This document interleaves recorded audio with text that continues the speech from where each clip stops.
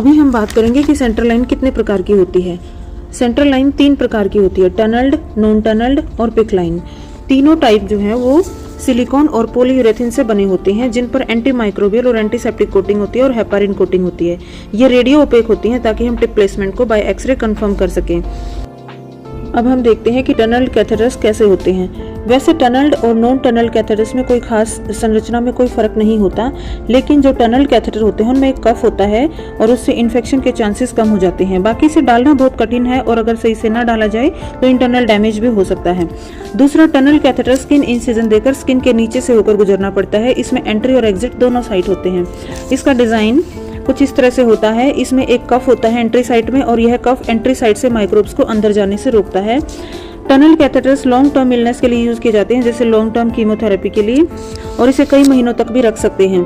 Tunnel catheters की tube जो है नॉन टनल के कंपैरिजन में लंबी होती है। इस डायग्राम में आप देख सकते हैं पॉइंट 1 से सेंट्रल लाइन इंसर्ट की जाती है चेस्ट में, उसके बाद एक टनल बनाई जाती है, एक पैसेज बनाया जाता है स्किन के नीचे, और उसके बाद पॉइंट 3 से कैथेटर को बाहर निकाला जाता है और उसको वहां फिक्स किया जाता है। अभी हम देखते हैं कि टनल्ड और नॉन टनल कैथेटर्स में क्या डिफरेंस होता है। नंबर 1, इंसर्ट करने का तरीका। टनल कैथेटर स्किन इंसिजन देकर स्किन के नीचे से होकर आता है। इसमें एंट्री और एग्जिट साइड दोनों होते हैं, जबकि नॉन टनल कैथेटर बिना किसी टनल के सीधे वेन में डाले जाते हैं। इनमें एंट्री साइड तो होता है लेकिन एग्जिट साइड नहीं होता। दूसरा, डिजाइन। टनल कैथेटर में एंट्री साइड पर एक कफ होता है। यह कफ एंट्री साइड से माइक्रोब्स को अंदर जाने से रोकता है, लेकिन नॉन टनल्ड में कोई कफ नहीं होता।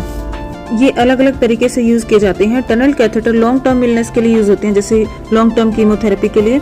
लॉन्ग टनल कैथेटर्स जो है वो स्टैंडर्ड आईवी थेरेपी या फिर शॉर्ट टर्म प्रोसीजर्स के लिए यूज होते हैं।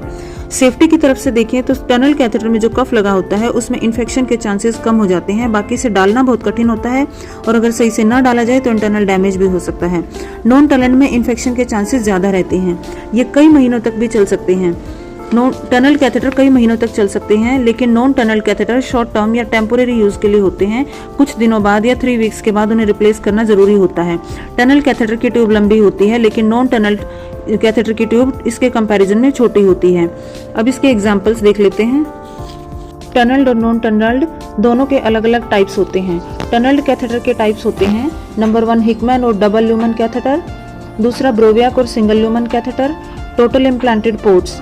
टोटल इम्प्लांटेड पोर्ट्स, जिन्हें इम्प्लांटेबल वीनस एक्सेस पोर्ट भी बोलते हैं, इन्हें पोर्ट या पोर्टा कैथ भी कहते हैं। यह एक छोटा सा डिवाइस है जो सर्जिकली स्किन के नीचे यूजुअली चेस्ट पर रखा जाता है और लंबे समय तक रखा जाता है। उन पेशेंट्स में जिनको कीमोथेरेपी की जरूरत होती है, स्किन के नीचे एक छोटा सा राउंड रिजर्वायर होता है जो हार्ट के पास वेन में डाली गई एक पतली से लचीली ट्यूब से जुड़ा होता है। यह उन लोगों के लिए